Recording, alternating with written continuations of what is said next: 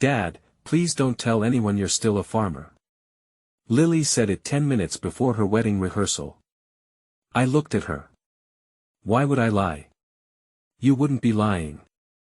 Just say you're retired. I worked cattle before sunrise yesterday. She glanced toward the ballroom doors. Nathan's family knows about the farm. His colleagues don't need every detail. The detail is my life. Please don't make this difficult. A wedding coordinator approached with a clipboard. Mr. Bennett, we need your truck moved. My truck? It's parked near the front entrance. That's where the valet sent me. Lily answered for her. Could you put it behind the service building? Through the glass doors, I could see my 17-year-old pickup between two black luxury cars. I had washed it twice and polished the chrome the night before. Why does it need to be hidden? It doesn't. The photographer is taking arrival pictures. And my truck ruins them. No one said that. You didn't have to. Her expression tightened. Dad, I've spent a year planning this wedding. And I've spent 36 years planning to stand beside you. The coordinator looked down at her clipboard. Lily handed me a printed schedule. Everything is organized. You won't have to worry about anything. I read it. Ceremony. Cocktail hour. Dinner. Toasts. Cake cutting. There was no father-daughter dance. Where is our dance? We removed it. When? Last week. You didn't tell me. The reception was getting too long. We practiced that dance when you were 16. That was 20 years ago. You asked me to promise I wouldn't forget. A bridesmaid opened the ballroom door. Lily lowered her voice. This is not the time. She walked away. Near the entrance, I found the seating chart. Nathan's parents were at table 1. So were his sister, his uncle, and 2 family friends. My name appeared at table 12. Samuel Bennett. Family guest. Not father of the bride. Just family guest. My son, Caleb, entered carrying a large album wrapped in cream linen. At 46, he remembered the years Lily preferred not to discuss. He followed my eyes to the chart. She moved you. I folded the schedule and placed it in my pocket. She decided how much of me her wedding could tolerate. Caleb tightened his grip on the album. Inside were 36 years of Lily's life. Every birthday. Every graduation. Every ordinary day someone had worked to give her. My daughter was not ashamed that I was her father. She was ashamed of what being my daughter revealed about where she came from. I moved the truck behind the service building. When I returned, the rehearsal dinner had begun. Nathan's mother, Diane, waved me over. Samuel, Nathan says your farm has been in the family for years. Since 1948. Lily appeared beside us. Dad is mostly retired now. I looked at her. Mostly. She touched my sleeve. He still keeps busy. I'm not retired, I said. We grow corn and soybeans, and I still keep a small herd of cattle. Diane smiled. My father grew up on a dairy farm in Wisconsin. For the next few minutes, we talked about weather, feed costs, and early mornings. Lily said nothing. When Diane walked away, she pulled me toward the hallway. What was that? A conversation. You knew what I meant. Yes. You wanted me to repeat something that wasn't true. I was trying to keep things simple. Simple for whom? Before she answered, Caleb approached carrying the album. Lily looked at it. What is that? Your wedding gift. You brought all those old pictures here. They're family pictures. There are people here from the hospital board. Caleb frowned. And? Some of those years were difficult. They were also our life. Nathan joined us. What's going on? Nothing, Lily said quickly. Caleb held out the album. I made this for both of you. Nathan reached for it, but Lily took it first. We'll open it later. She carried it to the gift table and placed it behind several expensive silver boxes. Then she returned with a printed card. There's been a change to the toasts. I read the list. Nathan's father. Diane. Caleb. My name was gone. You removed me. The reception is already long. Nathan looked over my shoulder. I thought Samuel was speaking. Lily answered before I could. Dad doesn't like public speaking. I looked at her. I spoke at your mother's funeral. Her face changed. That was different. Yes, I said. She wasn't worried what people would think of me. Lily glanced toward the ballroom, afraid someone had heard. That told me everything. It was never about keeping the wedding simple. It was about keeping me controlled. Nathan said nothing, but his eyes moved toward the gift table. Toward the album Lily had hidden. And for the first time that evening, he looked less curious about the pictures than about why his bride did not want him to see them. The album stayed hidden until dessert. A server bumped the gift table while collecting empty glasses. One silver box shifted. Caleb's album slid forward and fell open onto the floor. Nathan was closest. He bent down to pick it up. The first page showed Lily at 6 years old, sitting on my shoulders at the county fair. The next showed Caleb holding her bicycle while I ran beside her. Nathan smiled. I've never seen these. Caleb joined him. I found most of them in Dad's attic. Nathan turned another page.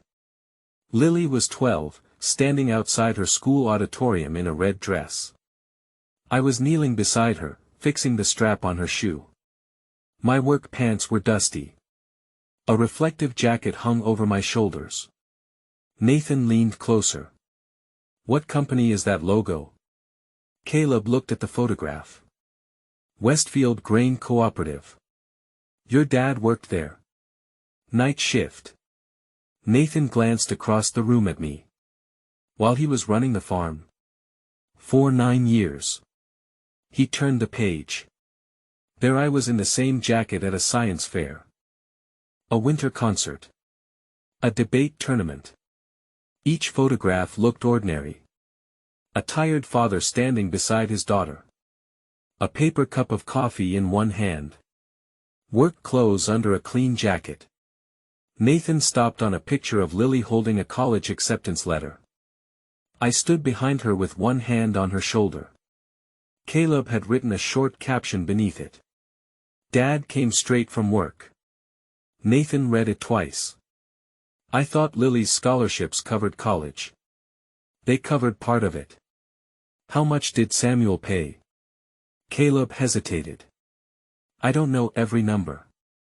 Then he pointed to the old pickup visible behind us in the photograph. Dad sold his best tractor that year. He kept the truck because he still needed something to get to the night shift. Nathan's smile disappeared. Lily told me the farm wasn't involved in her education. Caleb looked confused. The farm paid the mortgage. The night job paid for school trips, braces, and whatever scholarships didn't cover. Nathan looked at him. Why didn't she tell me? Caleb's face became still. I thought she had. Across the ballroom, Lily saw the album open in Nathan's hands. She stopped walking. Her eyes moved from the photograph to Caleb. Then to me. She did not look ashamed of where she came from. She looked afraid that Nathan had finally seen how much of the truth she had left behind. Lily crossed the ballroom quickly. Nathan, can I see that? He kept one hand on the open album. You never told me your father worked nights. It was years ago. For 9 years. Caleb stepped back. I wasn't trying to start anything. Lily looked at him. You brought this here knowing what people would see. I brought you a wedding gift. With pictures from the hardest years of our lives. Caleb's voice stayed calm. They were also the years Dad was raising us. A few guests nearby had begun to notice. Nathan closed the album. Let's talk somewhere private. We moved into a small sitting room beside the ballroom. Lily shut the door. Nathan placed the album on a table. You told me scholarships covered almost everything. They covered a lot. Caleb says your father sold equipment and worked nights. Lily looked at me. You could have told him. It wasn't my story to tell. But you let Caleb bring this. I didn't know what was in it. Caleb opened to another page. Lily was 15, standing beside a bus before a debate tournament. I was behind her in the same reflective jacket. The caption said, Dad came straight from the night shift. Nathan looked at the picture. You told me a teacher took you. It was one trip. Caleb turned the page. Another tournament. Then college move-in day. My pickup was loaded with boxes. Nathan looked at Lily. You said you moved yourself. I packed everything. No, I said quietly. You packed your clothes. Caleb and I moved the rest. She stared at me. I had corrected her. Not to embarrass her. Because I was tired of helping the wrong version survive. Lily sat down. You don't understand what it was like, she said. People heard the farm, the town, my accent. They decided who I was before I spoke. Nathan nodded. I believe you. Her shoulders softened. Then he added, but your father wasn't the one judging you. Lily looked at the album. I needed people to see what I became. Caleb answered gently. And somewhere along the way, you decided they could only see it if they didn't see Dad. The room went still. Nathan looked at Lily for a long moment. Then he asked the question she had been avoiding. What else about your past have you changed when you told it to me? Lily looked at Nathan. I didn't lie about everything. That wasn't my question.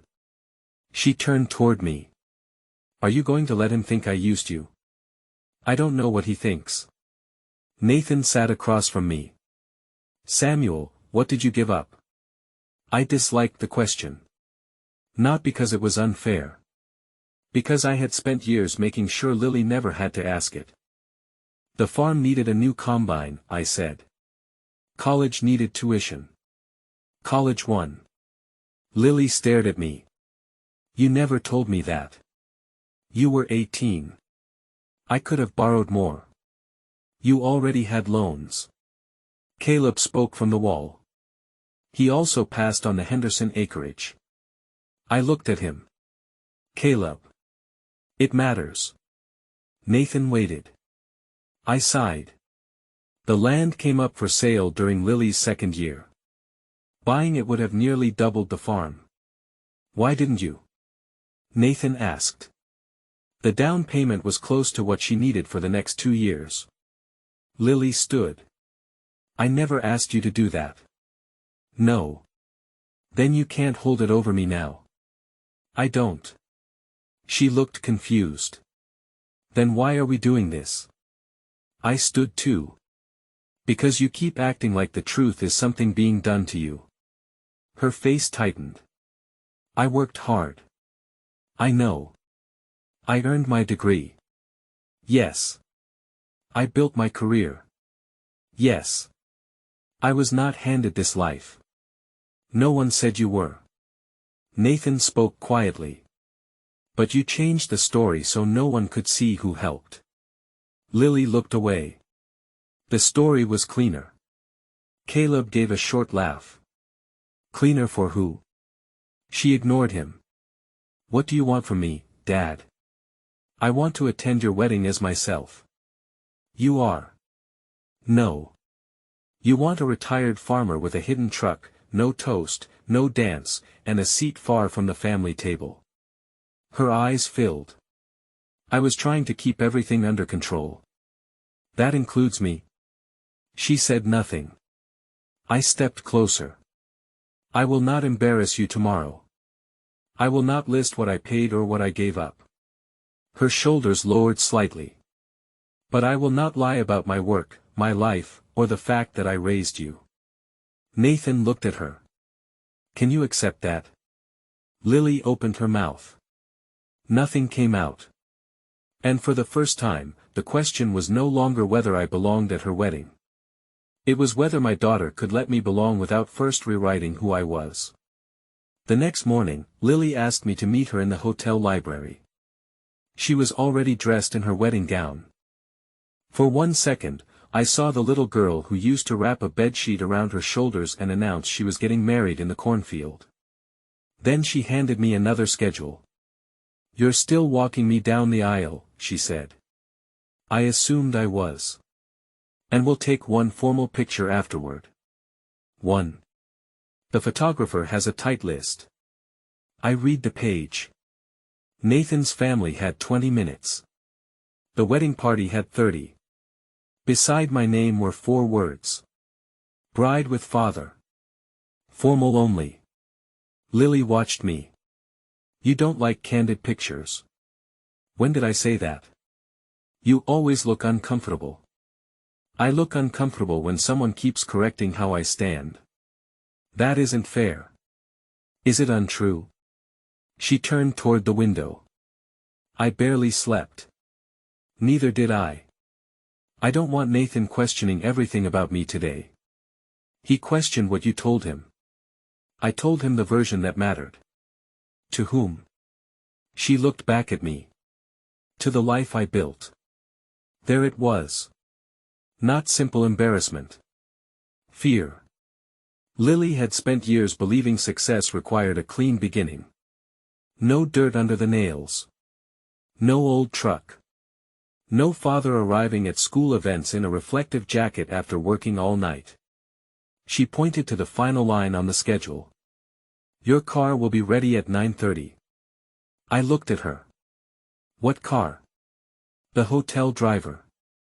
I brought my truck. The reception will be loud. You'll be tired. You arranged for me to leave before the cake. It's just transportation. No. It's an ending. Her face tightened. Dad, please don't turn this into something ugly. I'm not. You know what I mean. Yes. You mean don't stay long enough for people to see too much. She lowered her voice. I still want you to walk me down the aisle. I folded the schedule. She wanted the picture of a proud father beside his successful daughter. She wanted the tradition. Just not the history attached to it. You want your father in the photograph, I said. You just don't want the man who raised you in the room. Lily did not answer. That silence made my decision easy. I'll walk you down the aisle. Relief crossed her face. Then I added, but I won't leave at 9:30. The relief disappeared. I walked Lily down the aisle that afternoon. Her hand rested inside my arm. For 30 yards, she was not a hospital executive or a bride trying to control every detail. She was my daughter. At the front, Nathan shook my hand. Thank you for bringing her to me. I looked at Lily. She brought herself a long way. Her eyes met mine. Then the ceremony began. Afterward, the photographer arranged us beneath an arbor of white roses. Lily and Nathan. Nathan's parents. The wedding party. Then Lily and me. One step closer, Mr. Bennett, the photographer said. Lily adjusted my jacket. Dad, take your farm cap out of your pocket. The outline shows. I wasn't planning to wear it. I handed it to Caleb. The photographer took 3 pictures. That's enough, Lily said. Nathan looked surprised. We still have time. The light is changing. The sun was still high. But I stepped away. During the cocktail hour, a man with silver glasses introduced himself as Dr. Warren, chairman of the hospital board. So you're Lily's father. I am. He shook my hand. Your daughter gave an unforgettable speech at our foundation dinner last year. What did she speak about? Overcoming her childhood. I glanced across the terrace. Lily was laughing with two colleagues. Dr. Warren continued. She talked about coming from a place where higher education wasn't expected. About having to push forward without much family support. For a moment, I thought I had heard him wrong. Without family support? He paused. Not in those exact words. But that was certainly the impression. Caleb had stepped close enough to hear. His face hardened. Lily saw us talking and hurried over. Dr. Warren, I hope Dad isn't boring you with crop prices. Not at all. I was telling him how powerful your speech was. Her smile slipped. Then returned. That feels like ages ago. Dr. Warren excused himself. Caleb waited until he was gone. You told people Dad didn't support you. I told them my childhood was difficult. That is not the same thing. Lily looked around to see who might hear. Not here. I kept my voice low. Where did you say the tuition came from? Scholarships. Work. Some family help. Some. She folded her arms. It was a fundraising speech. They needed a clear story. I looked at my daughter. She had not merely hidden what I gave up. She had turned the man who opened the road into the obstacle she claimed to escape. Nathan found me near the service hallway after Dr. Warren walked away. Caleb came with him. Lily had returned to the terrace, smiling for photographs as though nothing had happened. Nathan closed the door behind us. I need to know what you want me to do. Nothing. Caleb stared at me. Dad, she made people think you held her back. She let them think it. That isn't better. Nathan loosened his tie. I can change the toast. I can tell them what really happened. No. He looked surprised. She lied about you. And this is still her wedding. Caleb shook his head. You always protect her. I protected both of you. She used that protection to erase you. The words hurt because they were true. Nathan sat on a bench. Why didn't you ever tell Lily what those years cost you? I looked toward the ballroom doors. Music drifted through them. Glasses clinked. People laughed. Her mother died when Lily was 8, I said. For months, she believed every hard thing in the house was her fault. Caleb lowered his eyes. She stopped asking for school trips. She wore shoes that were too small because she heard me discussing bills. Nathan listened quietly. One night, she asked whether my life would be easier if she needed less. My voice caught for a moment. I told her children were not debts. I said my job was to make sure she never measured her worth by what she cost. So you hid everything, Nathan said. Yes. The night shifts. The equipment. The land. Yes. Caleb looked toward the album. You gave her a clean story. I wanted her to leave home without guilt. And she removed you from the story completely. I could not argue. My silence had begun as love. Over time, it became permission. Nathan stood. Then let me speak tonight. No. Samuel. This is not your confession to make. He stopped. If Lily tells the truth because you force her, she will spend the rest of her life saying you embarrassed her on her wedding day. And if she says nothing? Caleb asked. Then I will know exactly who she has chosen to be. The door opened behind us. Lily stood there. Her face had gone still. I did not know how long she had been listening. She looked at Nathan. Then Caleb. Finally, she looked at me. You really think I erased you? I held her eyes. No, Lily. My voice was quiet. I think I loved you enough to make it easy. Lily stepped into the hallway and closed the door behind her. The music became a dull rhythm through the wall. You think I did this because I'm ashamed of you?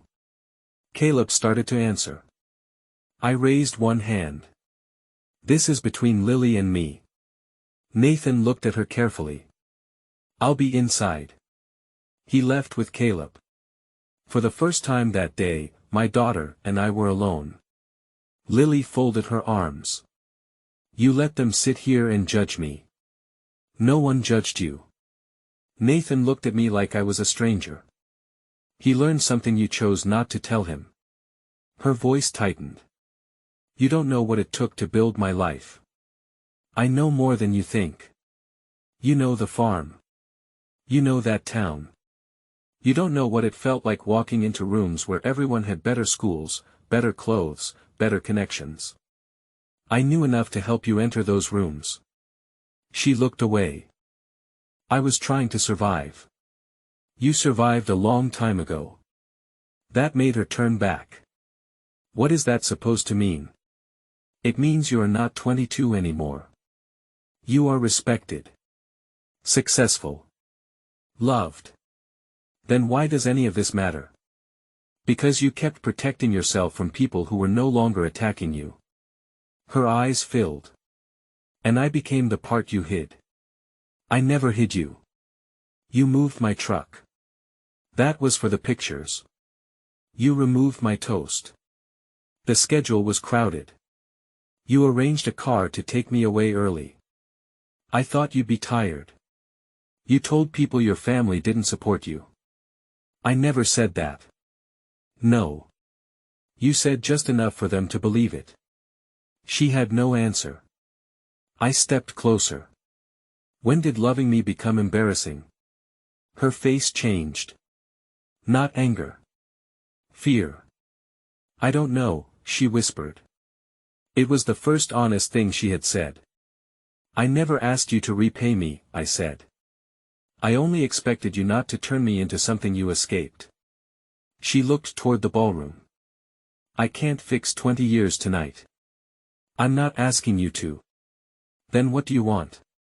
The truth. Not every dollar. Not every sacrifice.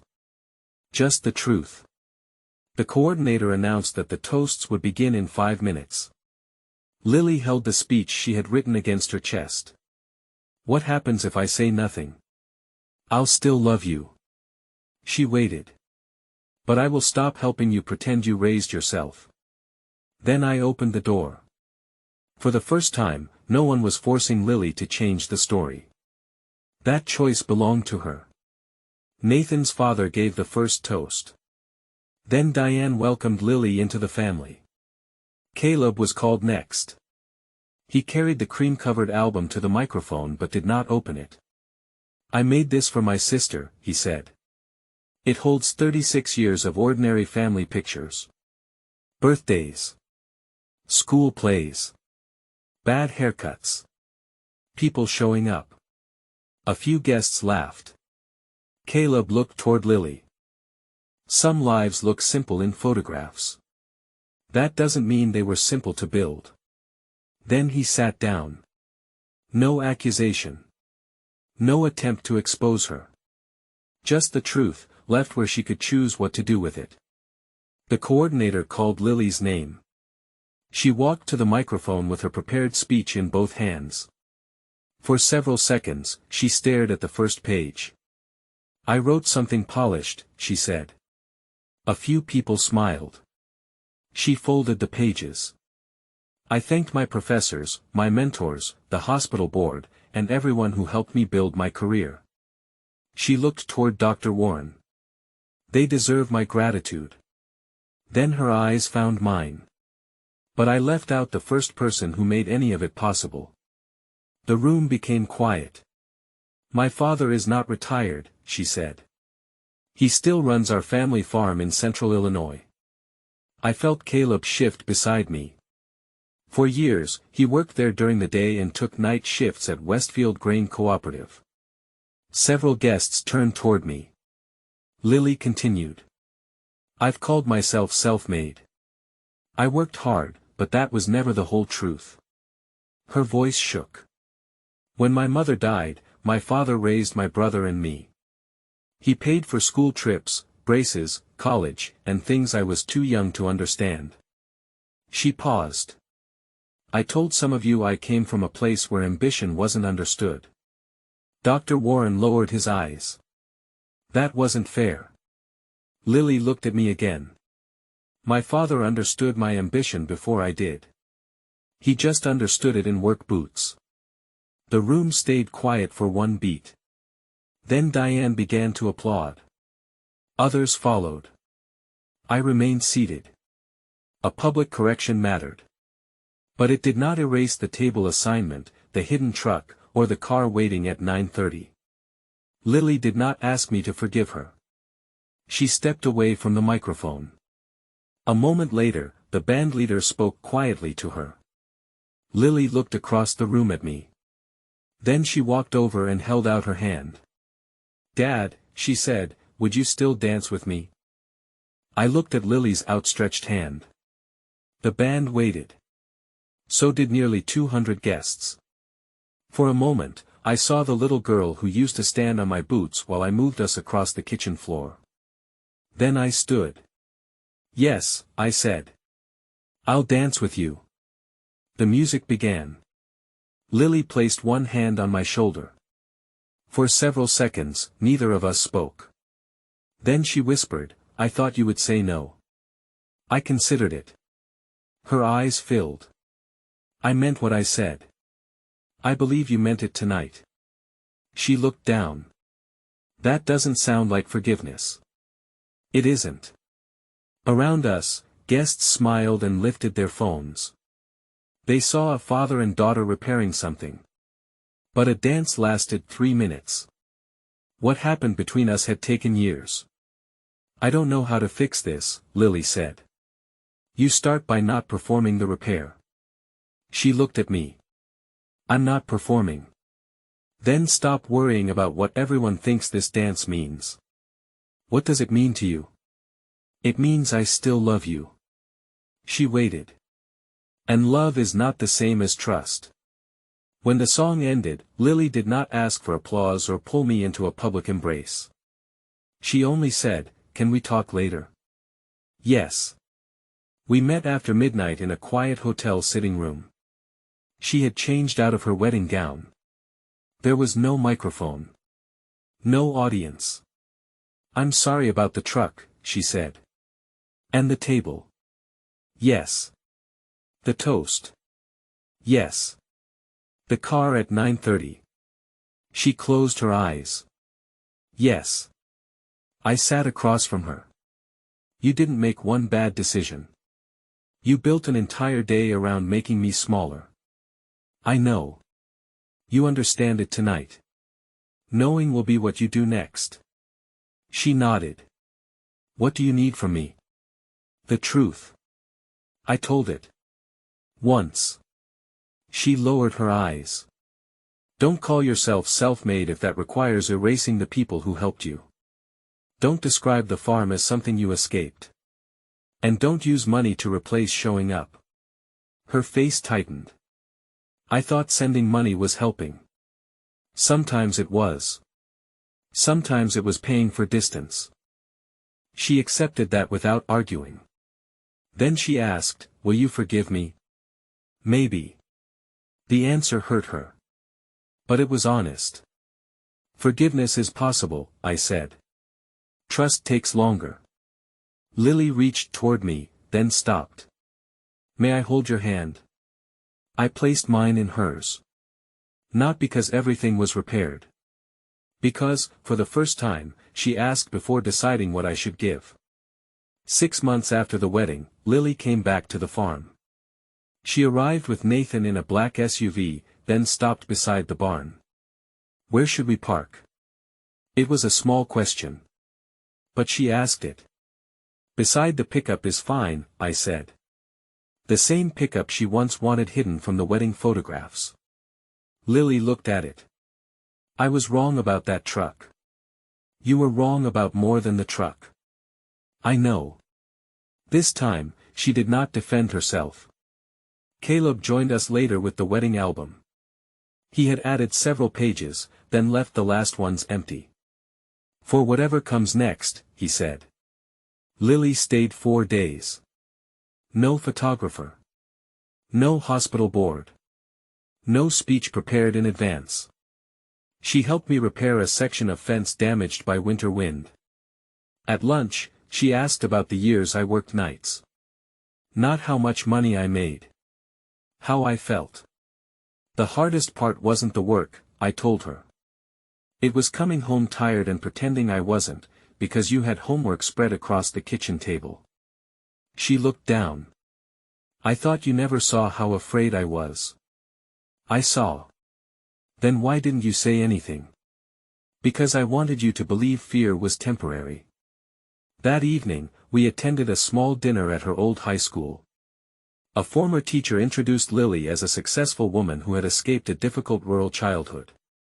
Lily stood before the applause ended. I didn't escape my family, she said. My family carried me far enough to choose my own road. Then she asked me to stand.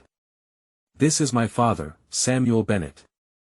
He worked the farm by day and took night shifts for years so my brother and I would have choices. She did not call herself self-made. She simply told the truth. The next morning, she showed me a photograph from the album. She was 12, wearing a red dress, while I knelt beside her and fixed her shoe. May I post this? You don't need my permission. Yes, she said. I do. So I gave it. I had not forgotten the wedding. Forgiveness did not erase what happened. But trust was returning through ordinary choices. One honest introduction.